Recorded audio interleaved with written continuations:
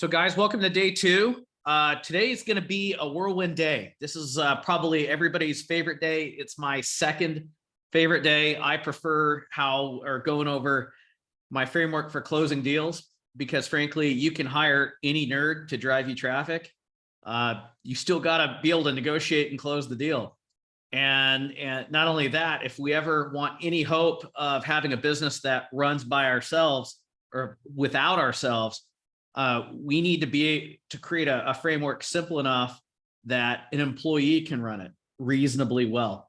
But anyway, so today we're going to go over what I owed you yesterday, crafting nuclear offers. I'm going to show you how to get to $1 million in a year over trailing 12 months. I'm going to show you how to position the business for wealthy clientele without spending any crazy money. Then I'm going to show you how to generate referrals and reviews on demand. And then I'm going to take you through my down and dirty website checklist, which is really, there's only 3 parts: 8-second rule, 3-click rule, and Uno. And at this point, I'll do website reviews if you want. But right now, let's kick off with how to conduct Google Ads keyword research in under 10 minutes that creates hold on, that's incorrect, $65 qualified appointments. All right. So first things first, let's do something practical. Name a service that you want to do more sales of. Somebody, anybody. Guys, I'm going to do this research for you. Let's see. Kitchen's pretty popular. Jared, I'll still hook you up with custom homes. But so kitchens. So we're going to write this. So it's all about the seed keyword.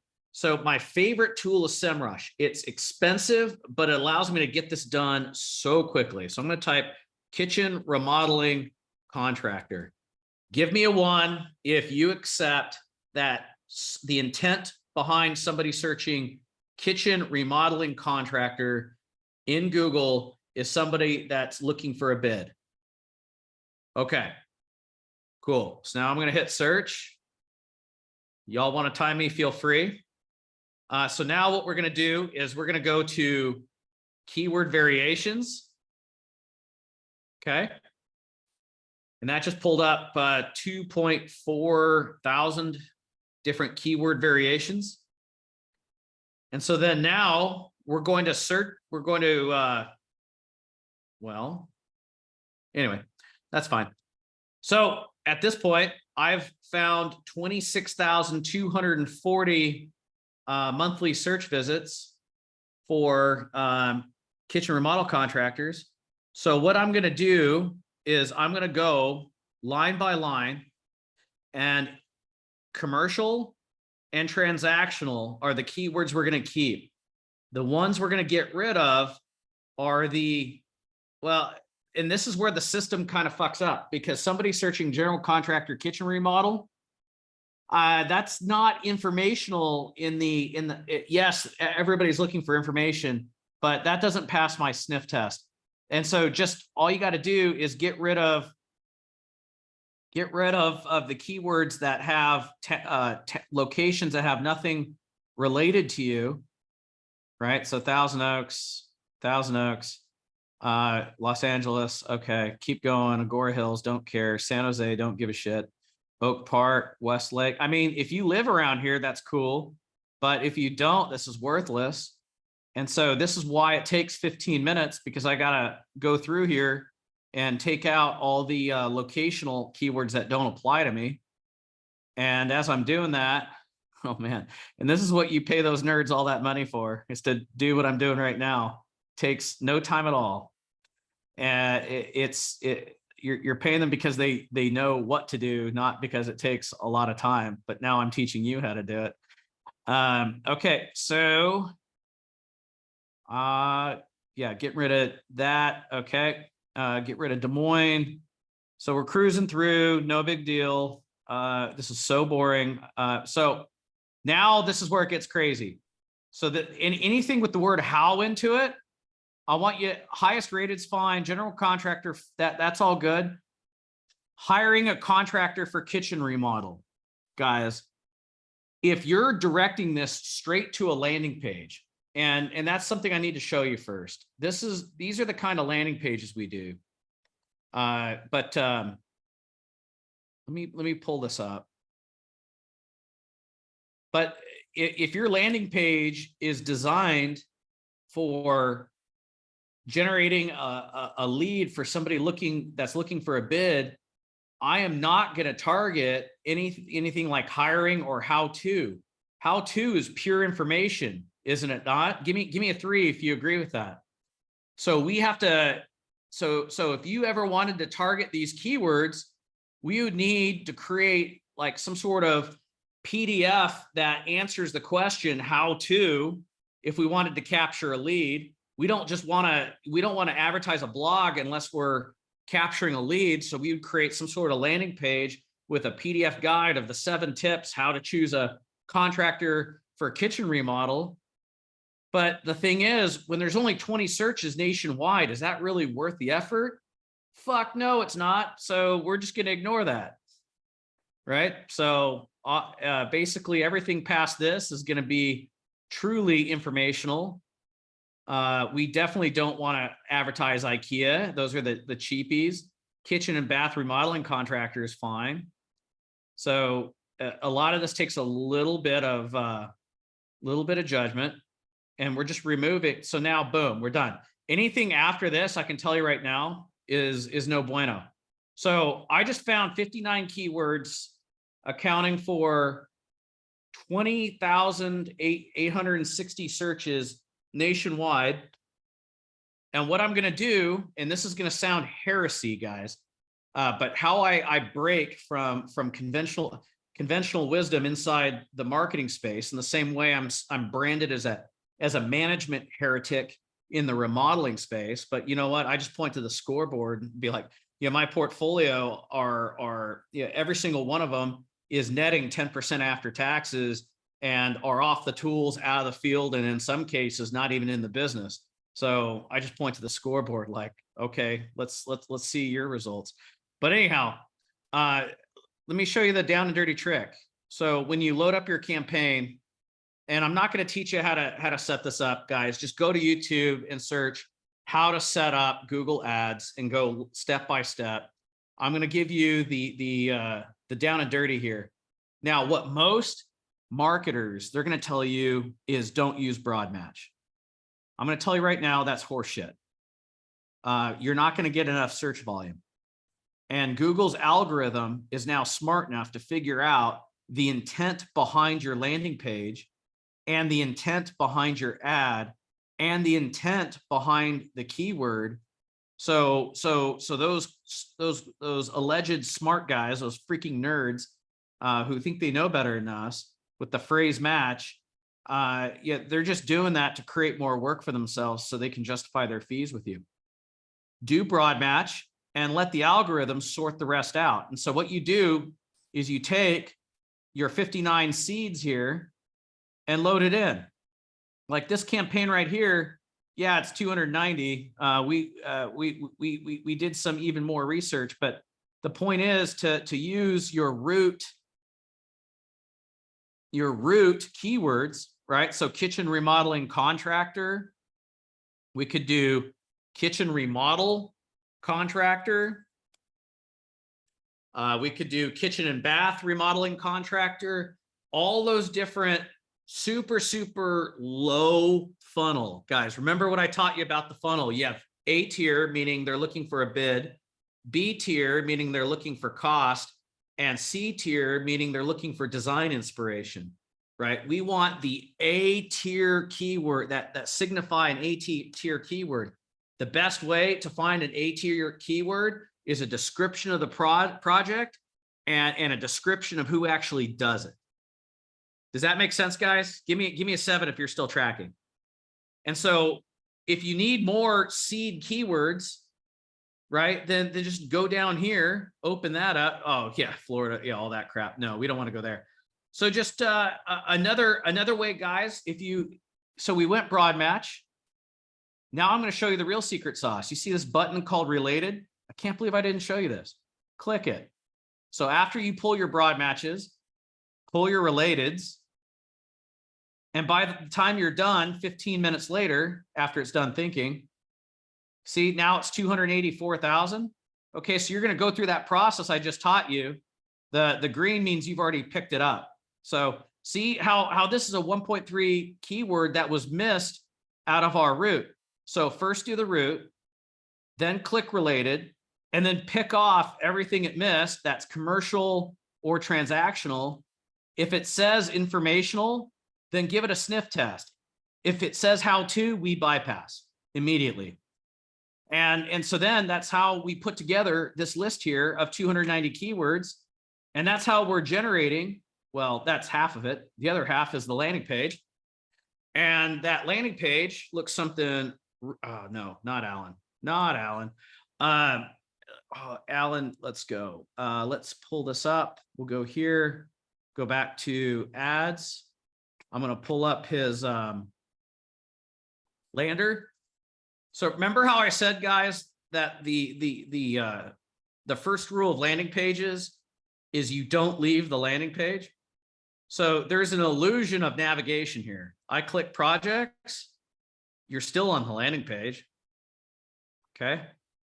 I click reviews, still on the landing page. If you guys want an example of a shit hot landing page, this is it right here.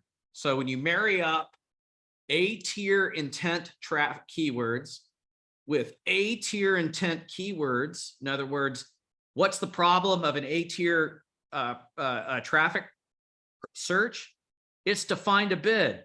So your ad is centered on you being a badass contractor that's trustworthy and quick and transparent and hassle-free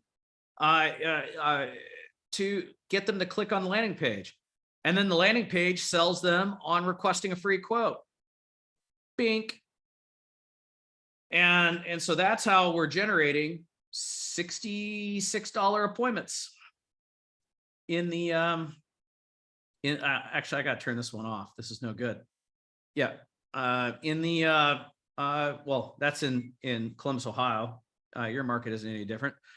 But guys, that I was just working you through. So if I had to break this down again, step by step, SEMrush account, the expensive one. Load up your seed keyword, which is the product you want to advertise, and then a description of who you are that does the job, that does the product, right?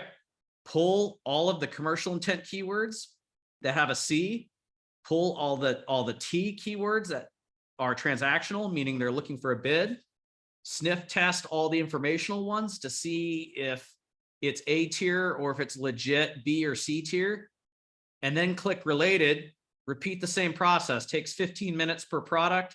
Then you just load it up, follow the training from yesterday in terms of how to write your ads. Good to go, fellas. Any questions on badass keyword research in under 15 minutes? Using artificial intelligence, everything. I just why do it the hard way? It just doesn't make any sense to me. Another point, guys. If you don't have any project photos, change this from our projects to project inspiration. And then go to a site like, it's been so long since I've had the fake projects.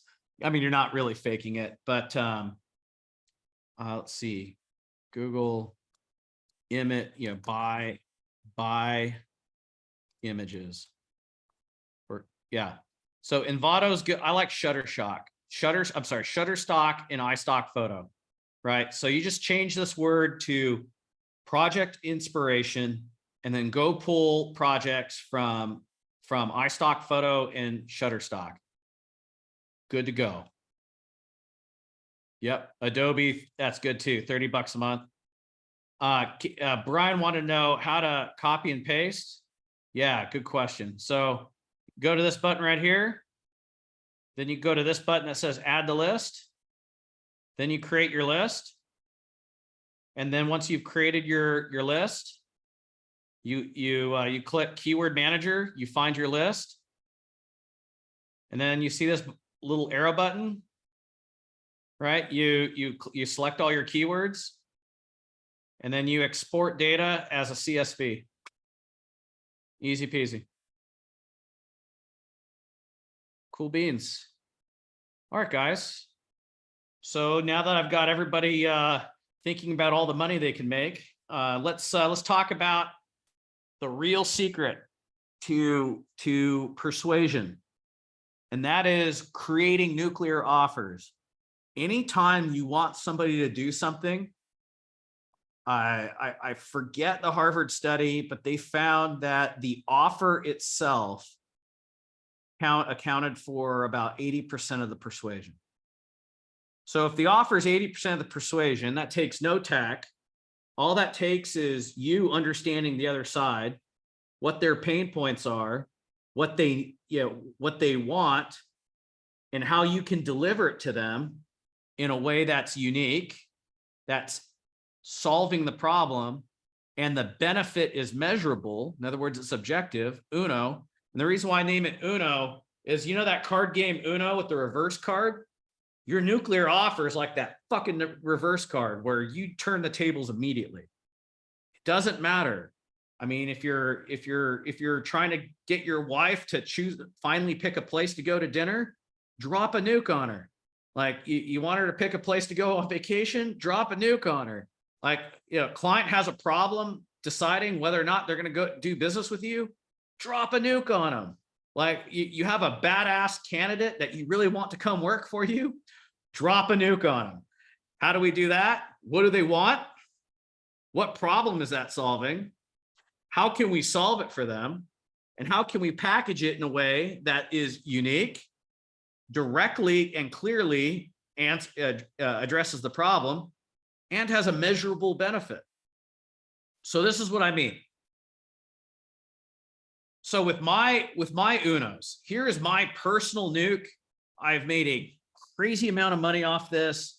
I have turned companies around from 7.5 million to tracking 15 million in 6 months with this. I've taken people from 250K the year prior to 6 million in the year through design. I'd say 3.5, 4 of that built. But the point is, it's all about the fucking nuke. So the design agreement here's the nuke I created for CQC back when I was their chief operating officer. Get a free budget in concept design from the Triangle's fastest, best reviewed, and most convenient remodeler. If I was still there, I'd change this to design build remodeler. Sorry. Right now, guys, can we take some time to unpack why that was so effective? Yeah, give me a 1 if I can go down a rabbit hole on this with you. I just need your permission to nerd out here. Okay.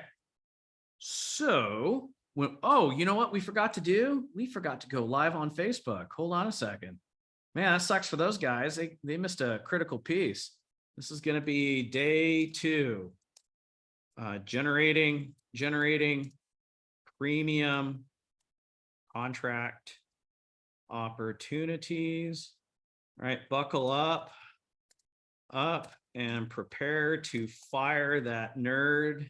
You pay $1,500 to $2,500 a month because I'm about to show you how to replace him without really needing to have a background in marketing.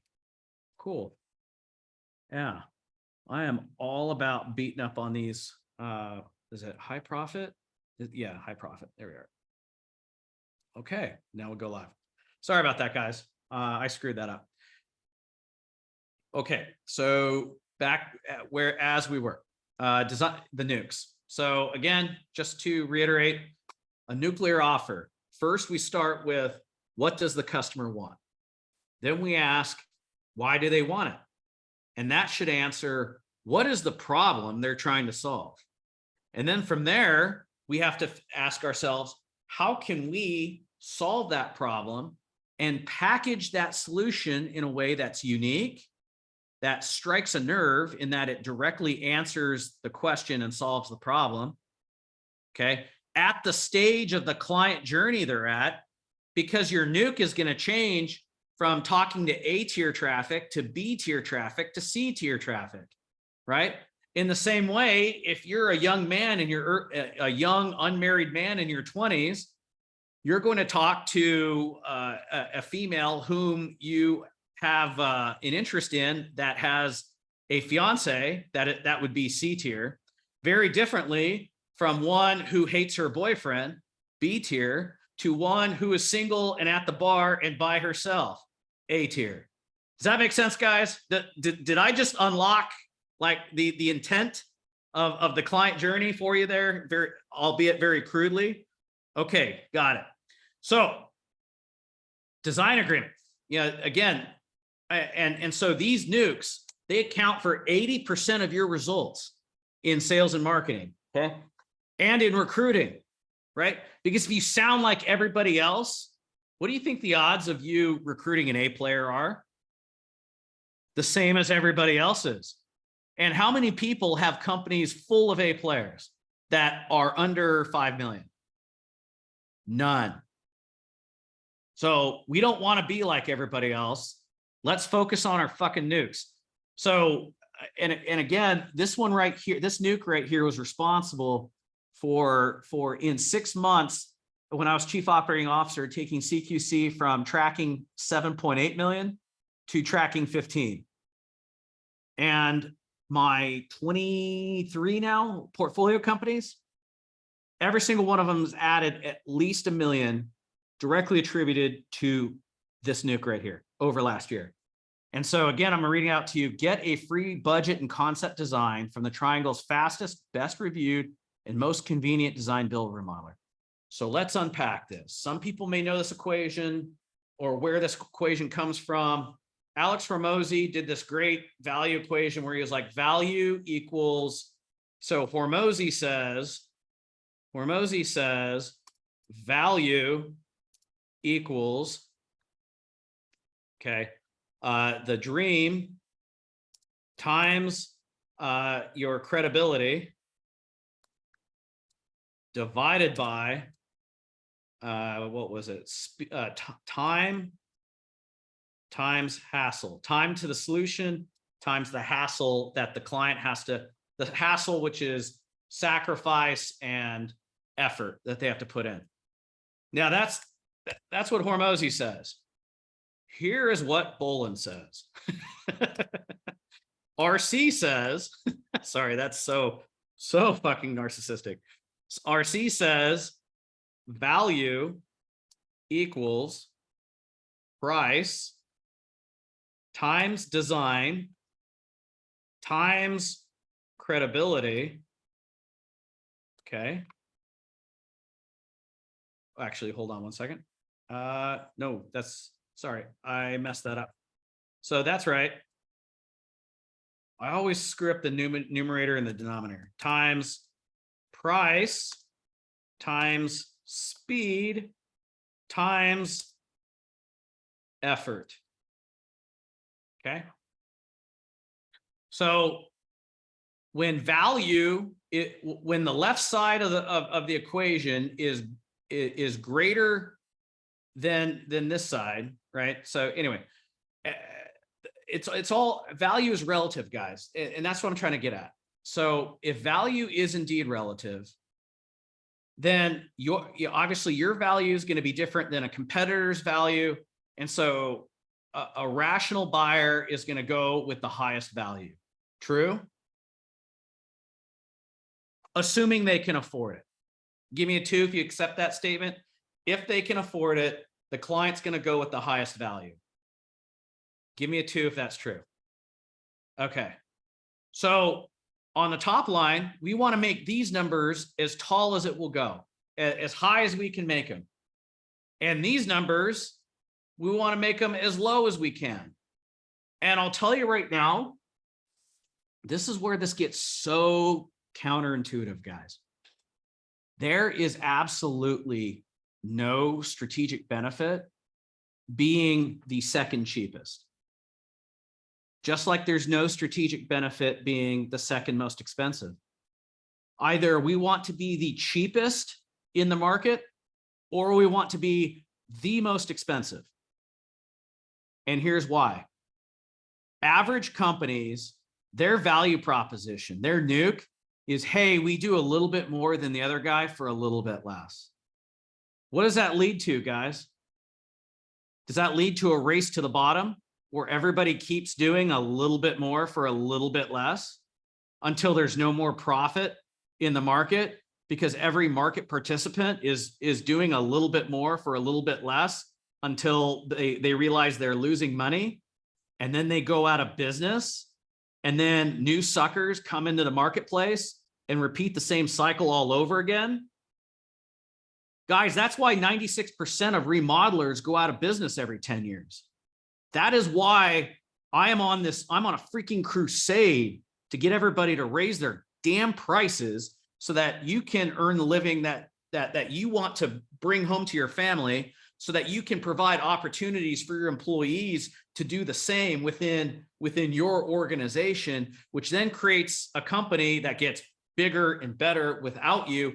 Everybody's happier that way. There's so many different knock-on effects to you raising your prices. That means you're able to hire better employees, which means the business does more profit, which means you get to hire more better employees who in turn have families to support. And because they're earning a decent living, because you charge the customer enough to pay them a decent living, their households are happy and stable and secure, which only benefits the community. That is why I flat out will fire any portfolio partner who refuses to be the most expensive in their market. Period. Drop mic. Yeah.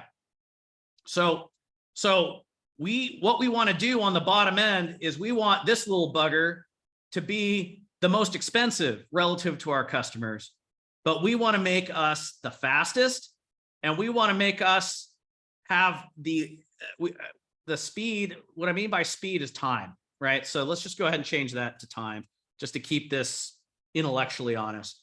So you want to have the shortest amount of time. The shortest amount of time to when you can get started on them, the shortest amount of time in design, the shortest amount of time in build, right?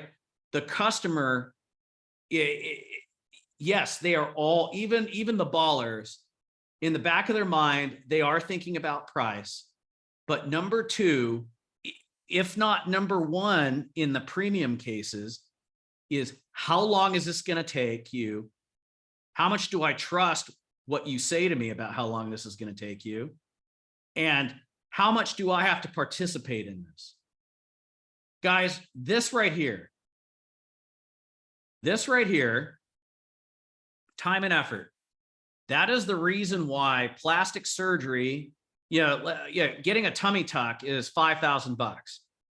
But going to the gym is, 24-hour fitness is $17 a month. Why is that?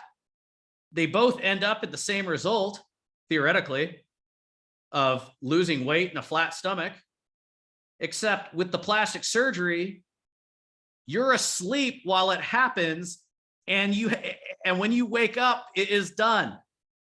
It's immediate from your perspective, and you don't have to do anything.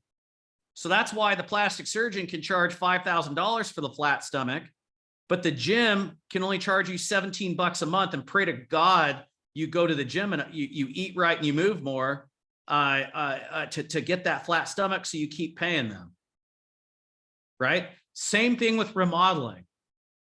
Your ability to charge more, like amateurs try to compete up here in order to raise their prices. Don't do that.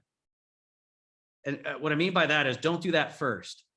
Where we want to focus our company on is how do we make ourselves the fastest and how do we make ourselves the most convenient?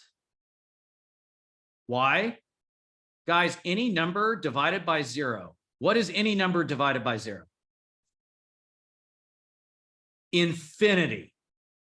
So if we magically just created a remodel where you snap your fingers and the house is remodeled, you could charge literally whatever you want. The value is infinite. Anything divided by 0 is infinity. So stay with me here in this framework.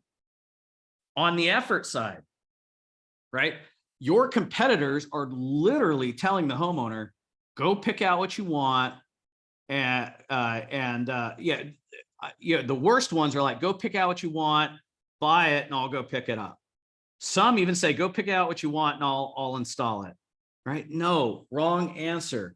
Anything that you require of the client to do for you to do your job is hassle. So everybody talks about white glove. The first thing I want to do is I want to look at their design and pre-construction process and identify all the different decision points and all the different action items that the client has to make. Every single decision, every single action, every single meeting contributes to effort. And we want to have the least amount of effort with the fastest process so that we can justify the highest price. Does that make sense, guys? That's right. That is right. So now what most contractors, how they operate is we've been in business for 30 years and we have 100 reviews. Well, the reviews is important, but your time in business is irrelevant to the homeowner. It's mildly interesting, yet they beat their chests about having the best quality in town and having been in business for 30 years. It's like, yawn, I don't fucking care. You're like every other lying contractor. The first 3 letters in contractor is what? Con. It's like contractors are trusted slightly more than congressmen. Slightly. Okay. So there's no point unless you have an impressive number of reviews. There's no point beating on this. We can still achieve that end of proving how credible we are based on the thoroughness of our processes. I used to be from Missouri, right? Don't tell me anything, show me. Same thing with these clients. Don't tell them anything, show them, right? And then competing on design, that's a losing game. You're going to lose to the architect and the interior designer all day long. And that's a game, even if I could beat them, I would not want to, because these designers compete on the creativity of their ideas, irrespective of the client's budget. And I don't know about you, but we're not in the business to draw pretty pictures. We're in the business of installing projects. So word to the wise, we want to be acceptable here. We want to be amazing here. We want to be the most expensive here. We want to have the least amount of time and the least amount of effort. And you're probably thinking to yourself, Lane, how the fuck do you prove that? And without hiring a private investigator, the way you prove that is by making an argumentative case unspoken through how detailed and thorough and documented your design and pre-construction processes are. How you compete, guys, how you execute your sales process is like a taste. It's like a taste to the client for how you're going to be like after the contract is signed. So everything about us needs to be low effort, super speedy, very expensive, and credible. Does that make sense? Y'all with me? This is my recipe to charge whatever the fuck you want in your market and have zero competition. It's magic. Let's see. Is there anybody in here that is operating this right now? Kyle, are you in here? Kyle? No, he's not. Okay. All right. Anyway, So moving on, my build Uno. So getting back to the Uno, right? What we just talked about here. Let's get rid of this because this doesn't really apply to us. So I'm saying we're the fastest, best reviewed, most convenient. So convenience, effort, fastest, speed, right? Best reviewed, credibility, right? Get a free budget and concept design. This is aimed at A-tier traffic. What do they want? Well, they want a price. What's another problem that they think they solved? How is this thing going to be designed? And you're probably thinking to yourself, well, Lane, if they've already solved that problem of design, why would they even consider a design builder? Good question. If they already have a designer, I can rip it right out of that designer's arms by making an argument about designer games and talking to these guys that like right, wrong, or indifferent. It's not really their fault. They don't build things for a living. They don't know the real-time costs associated with construction, and their contracts, they're not accountable to you during build. They get paid as a result of you being happy with their pretty pictures, with irrespective of will those pretty pictures fit inside your wallet. And I don't know about you, but I would really hate to get emotionally and financially invested in a set of designs that I have no chance in hell of building. And it's even worse for me on my side, because I have to be the one that douses cold water all over this and then and instigate repeating the process. So I'm the bad guy, yet he got to have all the fun and cashed his check. So that is why I'm making this irresistible offer to you, homeowner, so that you don't hire the architect, you hire a design build firm instead. So guys, your enemy that you're selling against during design agreements are interior designers and other architects. During the build agreement, you're selling against other design builders and contractors. And so this is my nuke. We are the only design build remodeler within 500 miles who encourages you to shop our design for the best value. And we don't mark up our materials, and we will beat any credible legal bid by $1,000, or we'll buy you dinner if we can't.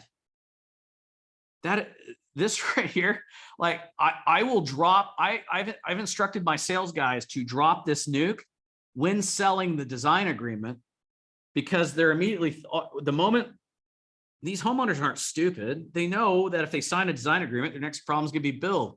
And the biggest problem they have with design build is that they don't know what they're committing to. It's basically a blank check.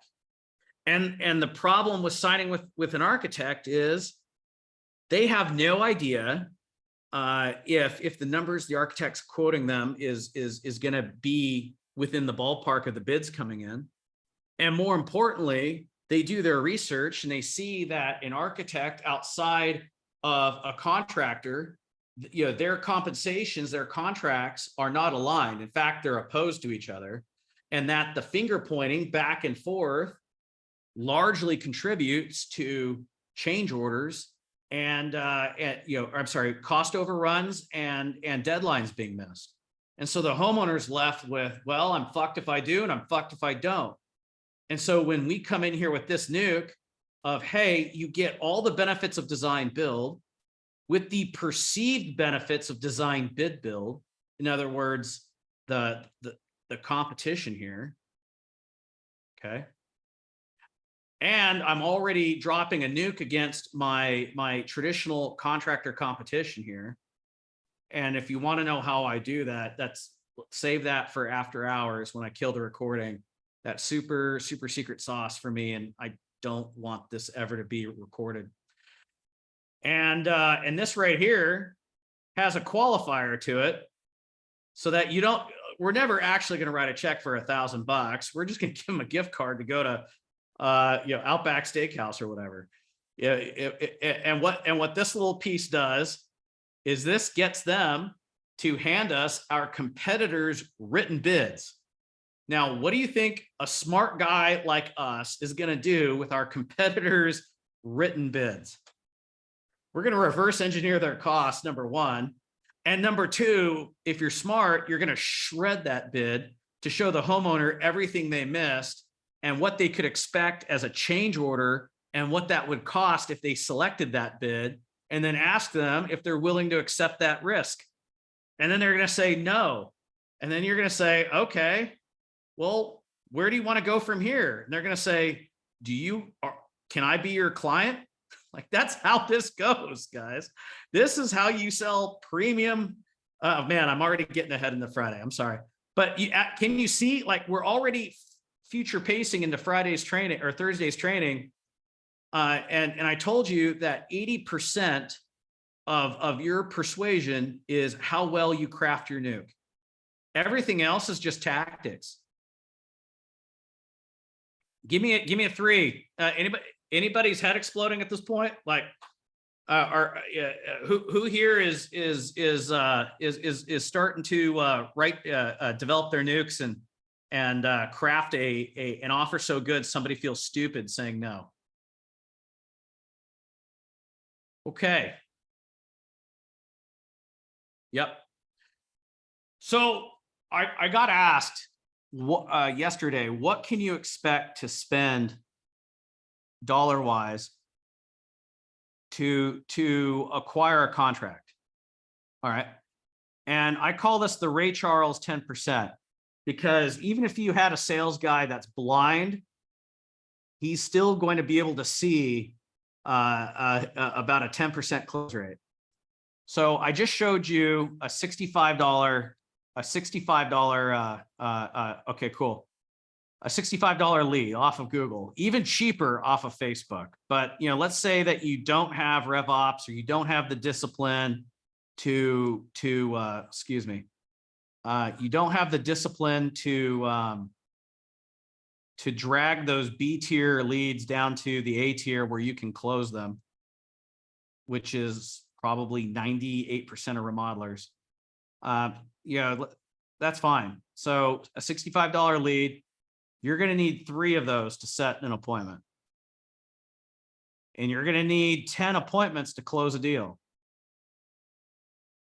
Because again, you're Ray Charles.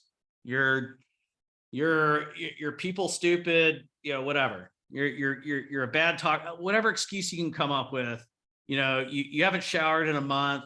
You talk like a caveman. Yeah. Now, the thing is, with this system, before interest rates started spiking above 4%, we were converting 96% of our design agreements into build. Now it's more like 90. So I'm going to divide that by 0.90 to account for design contracts that don't go to build. And you wind up with a rule of thumb of 2166 to 2167 to acquire a piece of business. So now it's a question of business plan and how much is in our budget as a percentage of revenue to afford all right, let me back up. This doesn't matter, guys, if it's an addition. This math doesn't matter if it's a kitchen, a bathroom. The conversion rates are all about the same. The baseline conversion rates are all the same if you have an average UNO and you have average pricing and you have average appointment setting and well, actually, this is really good leads. But anyway, so 2167. Remodeler's Advantage would tell you that you should budget 5% of your revenue for marketing. That means the minimum project you can advertise has to start at 43,340. Okay. Well, let's say if you're not interested in being average, let's say you want to shave those 3 percentage points to be able to create variable incentives for your team, or put those 3 percentage points back in your pocket. Okay, so 5% minus 3 is 2. That means if we want to make revenue less than 2% of revenue, we got to start at a $108,000 project. In other words, at 2% of revenue, we're only advertising high-end premium pull and replace kitchens. Okay, let's say you want to be elite and do less than 0.05% or 0.5%. All right, well, now your average ticket needs to start at 433,000, which I haven't seen achieved out of a design build remodeler. The best ones I've seen were at about 250,000. So 2167 divided by 0.01. Okay, so now we're advertising premium kitchens and additions and ADUs. So what you advertise is directly going to impact your P&L. So if you want your marketing, if you want to stretch your marketing budget, guys, target bigger jobs. Yep, that's right. That's right. That's right, Brian. Okay, so let's talk about how to I call this marketing as a profit center. Okay. So what I like to do, guys, is I like to charge 8%. Sorry, 8% of estimated build scope range equals the design agreement retainer. The reason why it's a retainer is because we, like lawyers, we bill against the retainer hourly. And so what we're trying to achieve is a 33% or better gross profit baked into our design billable. Okay. And so from there, excuse me. So if, for example, if we're paying $200 an hour, so 200 an hour, and we're paying the designer 150 because she's amazing, and we're clipping $50 an hour, okay? And let's say we're doing a $250,000 average ticket like at CQC, because we're only advertising premium structural kitchens, additions, and ADUs. Okay, times that by 0.08, and you get, calculator, sorry, 250, 123 times 0.08, and you get 20,000. Okay, $20,000 is the retainer. Now let's divide that by 200, and we get 100. Divide that by 200, and we get 100 man hours, or 100 hours out of this. Multiply that by our gross, and we get $5,000. Remember how I said that the cost to acquire a contract was $21.67? Okay, well, 5,000 divided by 21.67, which this is just pure profit. You're not doing anything. You've already accounted for the cost of goods sold. And $5,000 divided by 21.67, that means that for every contract we sell through digital advertising, as long as we're being honest and reinvesting the gross profit off the design agreement back into our marketing budget, every contract we sell is going to go get us 2.3 more. And this equals customer funded remodeler growth, right?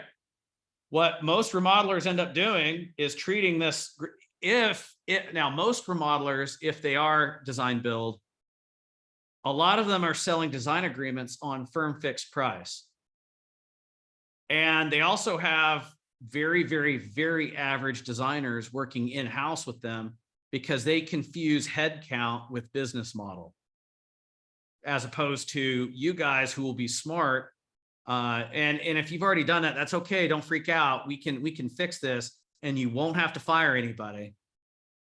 But again, if you haven't made that mistake, you are miles ahead of the guys that are saddled with a B or a C player designer that's in-house and is selling firm fixed price contracts. Again, we can solve that problem. That's complicated. Happy to talk about it Friday. But anyway, so you've already accounted for your 1099 designer's fee that you pre-negotiated. Part of their deal is they're accounting for their hours every 2 weeks that you're reporting to the homeowner and adjusting their retainer before you pay out the designer, recognizing your gross profit as you go. When you're doing that model, the key is we got to be honest about that. Take this money and put it back into our advertising. Most remodelers, what they do is they'll sell the contract at 6 to 8% firm fixed price, and when that money somehow, some way finds its way into overhead. Okay, and as opposed to because I mean cost creep, whatever. And what's even worse is at the end of the job, when they job cost at the end of the, or when they balance their books and they look at the P&L and they're like, shit, I only collected $200,000 of design fees, and I paid my design team 300 grand. I'm like, yeah, you're losing money because it's a firm fixed price and your guys aren't productive enough to cover their salaries. Well, and you're also not charging enough. So by structuring this as a retainer and chunking it down to an hourly rate, and here's a pro tip, telling the homeowner whatever's left in the design contract gets credited to the build. Yeah, they have way less heartburn doing business this way, and it actually protects you. But the key is we have to be disciplined and take that gross profit from our design agreements that we sell RC style and put that back into our company growth fund. Marketing that's a bad word to me. Advertising is a bad word. Put it in the company growth fund. Okay, so this is the money you put aside, whether that's to afford a critical employee you need to hire, it's to upgrade your office, it's to anything you're going to invest in the company. Call it your investment account. That's just, again, my 2 cents on how to run a remodeler. Do it any way you want. But the math here, this is how you structure a design deal to make you money. And now I just completed Thursday's training. So Thursday is going to be fun. I guess that we'll just leave that for a wide open Q&A. So now let's talk about, okay, you're like, all right, genius. How do I, you got any of those referrals you talked about? Yes, 5 million, but conservatively just starting out, it's going to be more like 2.5 million. But having 20 realtors, guys, it's going to, I found that for every VIP realtor relationship you have, you can count on about $250,000 of work in the next 12 months. And it takes time to build those 20 productive relationships. That's why I'm saying 2.5 instead of 5. Now, the thing is, guys, did you know, according to a Harvard study, 60% of remodels happen within 2 years of a real estate transaction? Interesting. Who touches the majority of real estate transactions? Realtors. Who does not like talking to realtors? Contractors. Why do contractors generally not like realtors? Because early in their career, a realtor took advantage of them and they basically bid a bunch of work for free, getting led on, and then after about the 20th bid of it not turning to work, they stopped taking realtor phone calls. Sound familiar? So I'm going to show you how to flip this on its head. Yeah. So this is how you flip it on its head. My nuke with realtors is, yeah, I'll give you 24-hour turnaround on your inspection reports. But it's going to cost you. I used to charge $200 for an inspection report. I've now since got that down to $40, and I'll show you how in just a second. And I tell them that the moment we start doing business together, you will never, ever, ever pay for an inspection report again. And they're like, whoa, right. And so what I did, and so in the beginning, before we had this piece of AI, we would do this by hand, and we would charge, it would take 30 minutes. And we really should have charged $250 because I value a remodeler owner's time at $500 an hour, but still fine, $250. And the pikers wouldn't take it. The whales eventually would, but here's the thing: it's a chicken or the egg, right? So when you're just starting out, I wouldn't necessarily charge. What I would do is say, hey, happy to do this for the next 6 months, and then we'll reevaluate the relationship. If we've found a way to do business together, I'm happy to continue doing this for free. And if not, then the next one, I'm going to have to start charging you, $250 a pop. Fair enough. And all they're hearing is I'm getting 6 months free. Cool. That has worked out really well with my portfolio until I've discovered this tool, and it is amazing. Repair Pricer Pro, guys. Now they're going to want to charge you retail $50. I got a way for you to get it at 40. We might be able to negotiate them down as low as 30. But what they do, give me a second. I'm going to show you a report of what they do. It is stinking cool. So all you do is you get the inspection report from the realtor, you forward it in to Repair Pricer, and Repair Pricer. No. Let's do Steve Young. Sorry. Trying to pull up a portfolio partner who found this for me. Yeah, Steve Young. Where is it? Yeah, hold on. Yeah. Sorry guys, I'm pulling this up. This is the extras that they do. Hold on. Is this it? Yeah. Whoa. Yeah. So that's an inspection report. Everybody's seen one. Is this it? Hold on. Yes. No, that's not. Yes, this is it. So what they do, guys, line by line. Sorry, I had to find the right one. So every single line item in the inspection report, they're pulling on the labor cost data from the National Home Builders Association and the Department of Labor. The pricing they're pulling straight from Home Depot and other material yards, and they build a line item. So they break out the inspection report into scope, and then they put a budget range, and then at the very end they give you this neat little thing. And the cool thing is, guys, basically what I like to do is I like to take their report, put it into Canva, swap out their logo for my logo, and then adjust the numbers if I feel it's a little low or it's a little high. Oh, sorry, guys. So to repeat myself, I'm sorry.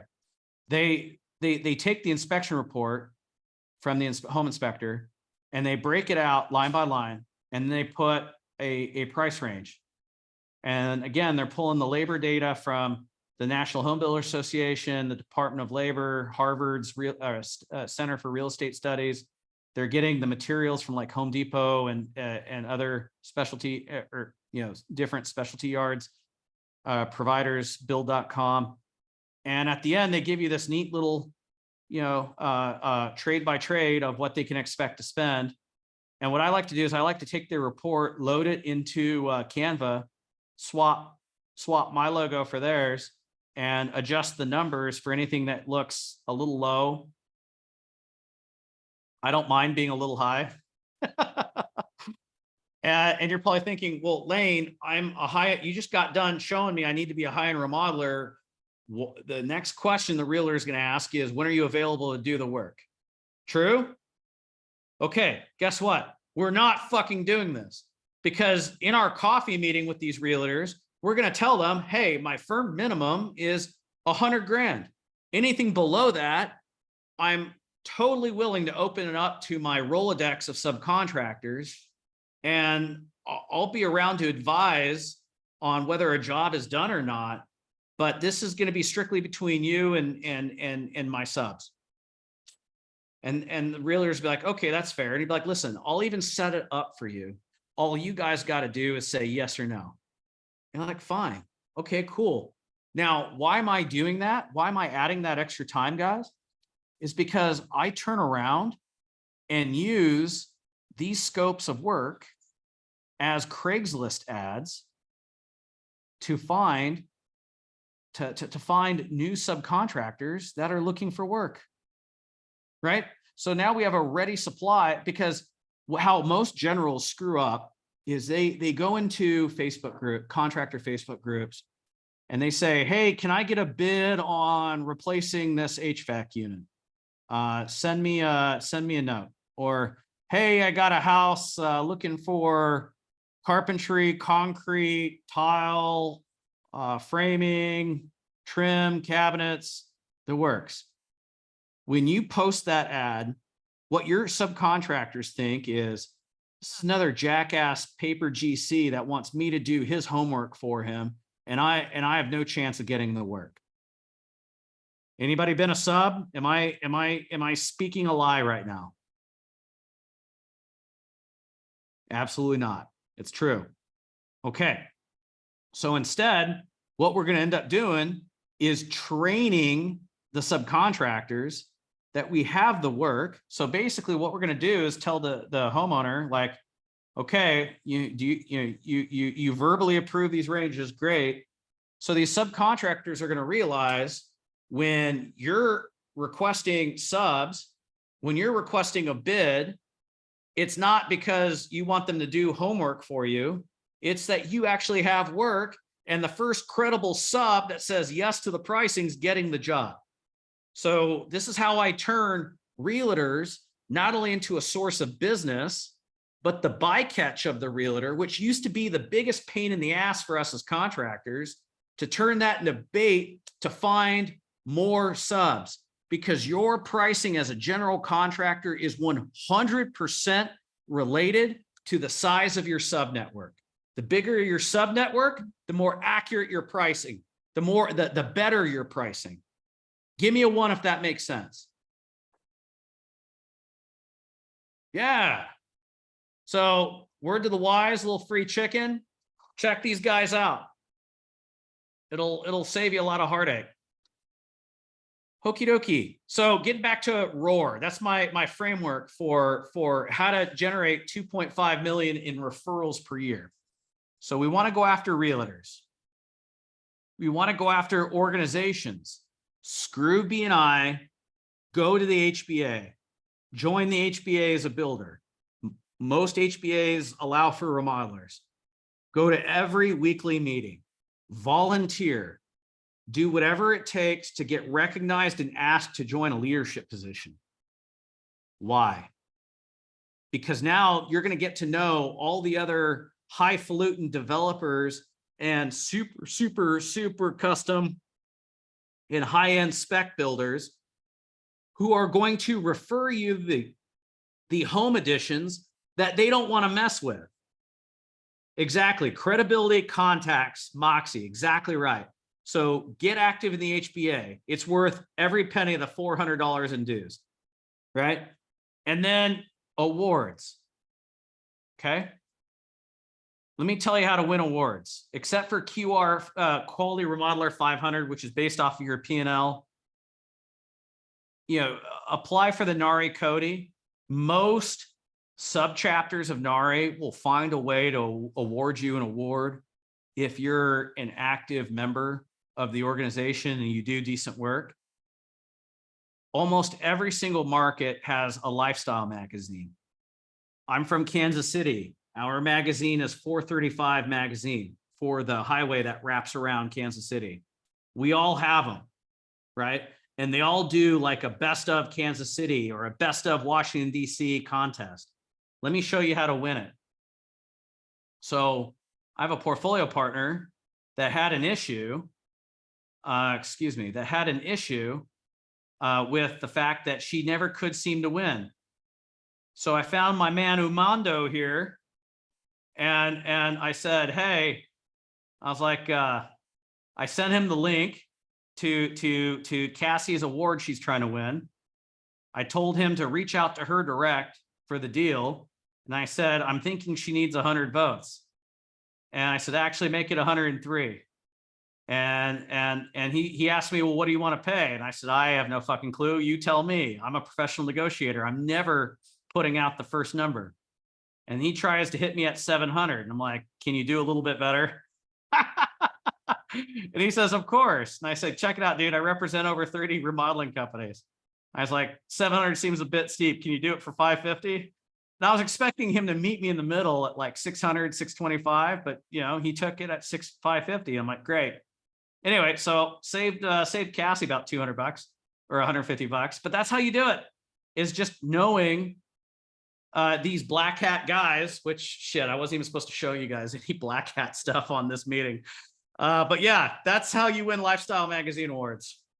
Go find yourself a black hat marketer and buy your votes, because your competitors are doing it, and those awards mean nothing. They really don't. It's a popularity contest.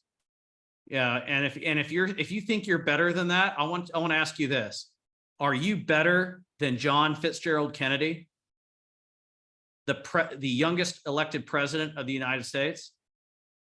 No, we're not. Guess what? He bought his election. He literally bought the city of Chicago, which gave him Illinois, which gave him the victory over Nixon. True story. Look it up. His dad called up Jimmy Hoffa, said, deliver me Chicago. Anyway, you guys are probably thinking I'm like the devil at this point, but I just wanted to talk truth. Anyway, so recognition, right? So that's the last piece. So we have realtors, organizations, awards, and recognition. And hold on a second, I got to turn on the light inside. I'll just keep going. It got dark. And we're talking TV, radio, podcasts, newspapers. And so my favorite thing to do is charity. And if you want to figure out how to wrap charity around your business, so doing business with you supports the community. Basically, I figure out, what's in our marketing budget that isn't accounted for in paid ads. And so in this case, it's like, okay, and then I look at what's our target to do business. And then I break it down into X dollars for somebody who signs a deal with me, X dollar, I'm sorry, for a project lead, appointment, I guess you could say. X dollars for a project appointment, X dollars when they sign a design agreement, X dollars for every build agreement, X dollars for every honest review. And I'm pledging this amount, but it's based off of this performance metrics. I make sure that those performance metrics match what's inside my budget. And then I pick a single local charity that everybody can get behind, right? Everybody can get behind kids. Everybody can get behind cancer, right? Try not to make it political. And so then you just simply put out a press release using something like PR Web. And then you take that press release and you identify every single email of every single reporter at your local TV station, your local radio, and you email them with your press release saying, hey, this is what we're doing for the community. Are you open to having a discussion about this? Or are you interested in doing a story? And they're all starving for content. And all these local news guys love good news stories. So that's how you get free press. And then there's a built-in incentive for these people to do business for you. And so sure enough, you're going to end up doing a little bit of TV, a little bit of radio. Maybe you'll get picked up in the newspaper, and that's free advertising. And just know that for every appointment you got off of that newspaper, defrays the cost of what you're doing here. But yeah, anyway, don't do charity unless you have the budget for it. So this is kind of an advanced play, and I recommend that we wait until you've gotten above 2.5 million to where this number is going to be, pretty impressive and newsworthy. And at the same time, you'll have the budget to afford it. But I wanted to give you guys another, put you on some free game for, give you an angle for how to get in the press for free, which gets you free advertising. I'm all about free. So again, guys, you want $2.5 million of referrals a year. Go get 20 realtor relationships. Service those relationships using an AI service like Repair Pricer Pro, right? Get active in the HBA. That's $400 or $500 a year. Go to every single meeting, every single morning. They're going to have you stand up, talk about your business most of the time. In most HBAs I've ever been a part of, use that time instead of to talk about your years in business and your backstory, how you got into business, which nobody cares about, and just start dropping fucking nukes and just drop the nuke that you need, right? So if you need referrals from custom home builders, let's create a nuke for why a custom home builder should refer you business. You need subcontractors, that's an easy nuke to drop, right? And so really for you guys, just start ROA, ROA. And then once we get some momentum, then we can add recognition. Give me a 2 if that makes sense, guys. Right? Like I don't want you guys spending money you don't have to. So here's a little bit of tactical free chicken on how to generate referrals on demand. And there's 2 ways to do that to get in front of those realtors, guys. You can either use shoe leather, and here's my process for that. I go to Panera. I go get a box of bagels and a box of coffee. And then I go cold walk into a high-end real estate broker's office and I shoot my shot. You guys want to hear my pitch? Give me a 2 if you want to hear my pitch. Right? So I walk in, the receptionist or whomever stops me, and I say, "Hey, I'm Lane Boland with CQC Home. I just dropped by. Figured you guys could use a little pick-me-up." And I show the donuts and coffee, or the bagels and coffee, depending on where I'm at.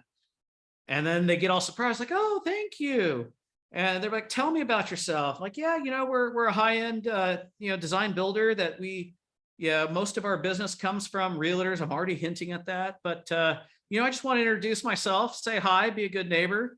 And they're like, "Oh, that's so sweet of you." And so then I put that down and I'm like, "Hey, would it be cool if I left these business cards next to the coffee?" And so but Brenda's always going to say yes.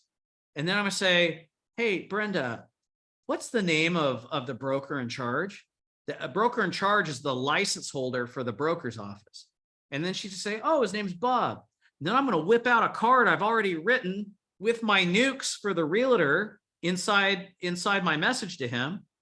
And I'm going to write his name in there along with a $10 gift card to Starbucks or Panera or whatever. I'm going to put that in there, seal up the envelope, like, "Hey, Brenda, would you make sure Bob gets this?" And she'd be like, "Sure." I'm like, "Hey, Brenda, I know you got a lot to do. I hope you have a great day." And then I leave. What happens next, guys? What happens next? Brenda goes to her email and she emails every single realtor in the organization saying, "Hey, the nicest contractor came over with bagels and coffee. Such a nice guy. Oh my gosh, come get your food, come get your coffee. super well put together, whatever. I don't roll in contractor clothes. It's khakis and a polo, ideally a monogram polo. And so then they see the business cards. That's cool. The broker in charge gets the Hallmark card I left for him. What it says in there is says, hey, my name's Lane, Chief Operating Officer, CQC Home.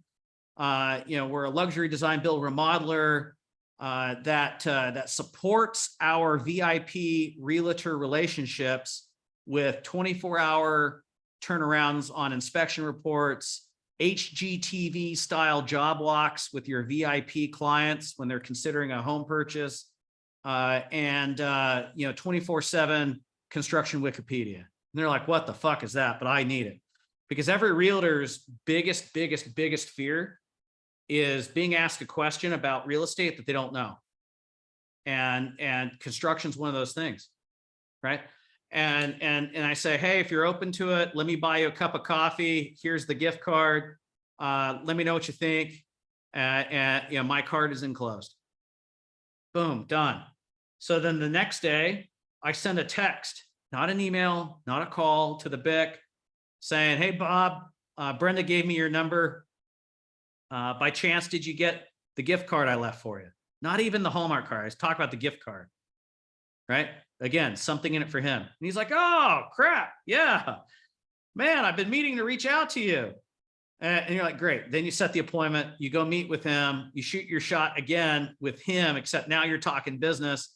Next thing you know, you're sponsoring his monthly sales luncheon with all his realtors and delivering the exact same pitch that was in that card. And then next thing you know, within 60 days, you got 2 or 3 realtors from his office referring you business.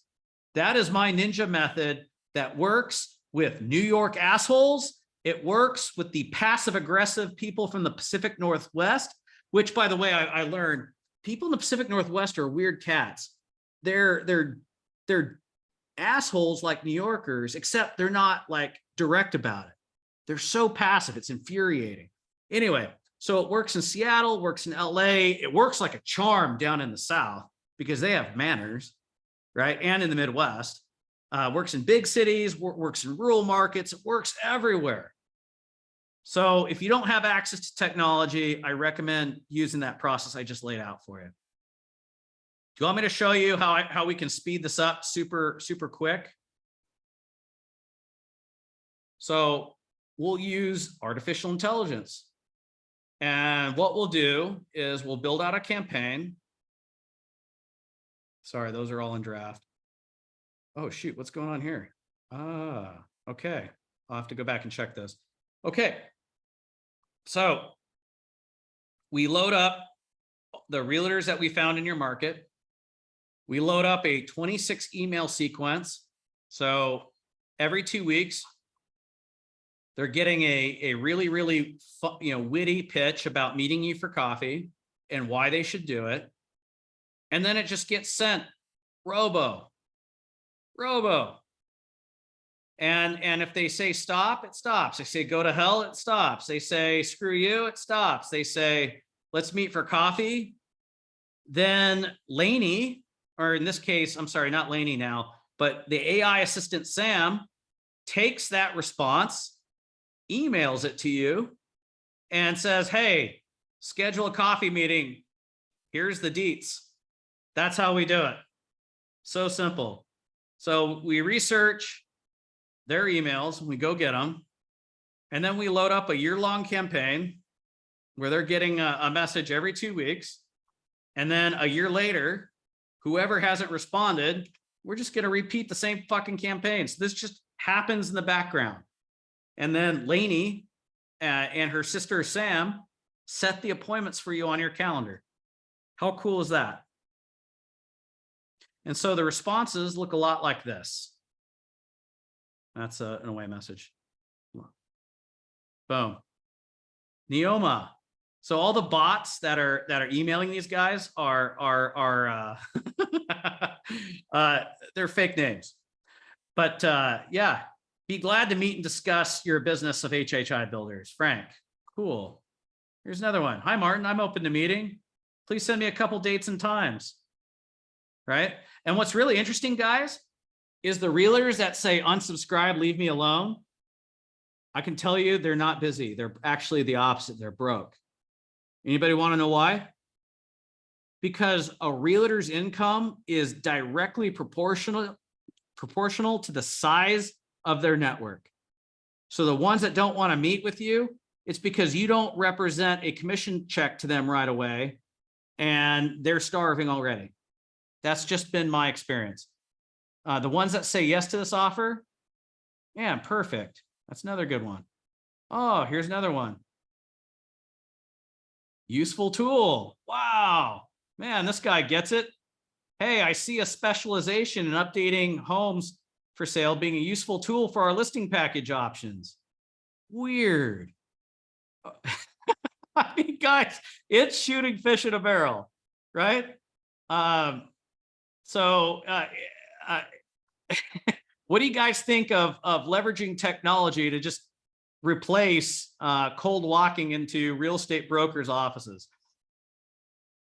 Pretty nifty, right? And you know how we get their information? This is what I do. Build with. This is where I get all their information. I go to build with, right? And then from here, I have a premium account, but I'll throw in realtors and your city. I'll look it up, and then they'll give me all the websites, and then I'll scrape and crawl. I'll scrape and crawl for their information. Pretty easy. And so that's how I get their digits. Yep. Okay. So now let's get into websites. Anybody got, anybody want to talk about what, does anybody have a website they want me to review? We're almost done, guys. Yeah, Brian said easier would be for Laney to do it. That's exactly right, guys. Anybody want me to review their website? Just stick it out there for me. But while you're getting your websites together, I'm going to show you an example of a good one. HHI Builders. Okay. So first things first is the 3-second rule. Do you deliver an Uno without me touching a mouse and scrolling within 3 seconds? Front and center, baby. I wonder where he got this Uno from. Okay. Or I'm sorry, 8 seconds. 8-second rule, 3-second rule. I have little kids. 8-second rule. So within 8 seconds, do I know who you are, what you do, and what you can do for me? HHI Builders. This is what you can do for me. And an Uno. Sure, passes the 8-second rule. Now the 3-click rule. Can I find any information or detailed information about who you are, how you operate, design inspiration, your pricing, and how to contact you within 5 clicks? Well, if I wanted pricing, 1 click, 2 click, 2 click. Okay. If I wanted to see process, 1 click, 2 click. Okay. Gallery. Oh man, 1 click or 2 clicks. Services, 1 click or 2 clicks, right? So if I'm researching a contractor, I want to know what services you do. I want to see pictures of your work. I'm interested in what your process is. I'm interested in your pricing. And then after all of that, I may be interested in your story, but I'm definitely interested in how to contact you within 3 clicks. So, and if you're a pro, I'm able to get you the information you want within 2 clicks, because your 3rd click is how to contact me, right? So 1 click, scroll, 2 clicks to the contact, 3rd click to submit, right? So that's what I mean by the 3-click rule, the 8-second rule. Okay. And the Uno rule. I want to be able to deliver an Uno above the fold, meaning without scrolling, I need to see an Uno. Yep. So let's start. I'm going to start going through these one by one.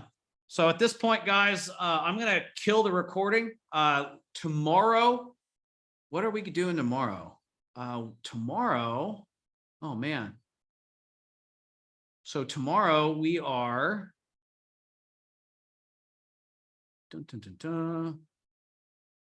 yeah, tomorrow we are going to go deep into automated customer education. So now at this point, guys, you've gotten your lead. Now we need to educate them on why you're unique, why you solve their problem better than anybody else, why you're the fastest, why you're the least hassle, why you're the most credible. Okay. We want to hit all those things. And then we want to piss in the Wheaties of our major competitor classes. So Chuck in the truck, we need to box him out. Pillow picker Paulina, the designer, we need to box her out. The PM guide to box out design, bid, build. In other words, architects separate from contractors, and then other design build companies. And then we want to deliver all our nukes in a single email in a cogent fashion before they even see you. And then after they have their meeting with you, to the next step in the sales process, we want to hit them with 4 more pieces of education: contractor games, architect games, designer games, and what makes you different. So I read somewhere that you need to make 9 to 15 touch points to make a sale. So if you do it RC style, you're getting 4 before you even qualify them. Then your qualification, you're hitting them with another 4 before your site visit, then your design proposal. So 11 points, 11 touch points before you even present the deal. Do you feel at that point they know that you're fucking amazing? I would hope so. But we're going to go into each piece of content, why it's intentional, why it's strategic, why it needs to be delivered in that order. And I'll show you how to do it using artificial intelligence, so we don't have to think about this shit. So yeah, that's what we're going to do tomorrow. And PR for big ticket referrals. Yeah, I guess we could talk about that. That's not really germane to what we're doing here. What I'd rather do is RC's fuck or walk sales process that equals 40% GP or better with 20% close rates or better. You're probably thinking, Lane, that's awfully crude. I'm like, yeah, you're right. I'm trying to shock you into remembering these things. So you could call it fuck or walk. You could call it take it or leave it. I have a backstory behind how I came up with this. It's super deadly. Talk to anybody inside the RC organization about it, and they're going to tell you how it doubled their close rates. But anyway, and I'm just going to give you the process tomorrow. So guys that are on the Facebook Live, make sure you register for the event to get the recordings and to get invited here into the Q&A, which I'm about to start after I leave y'all there on Facebook. Okay.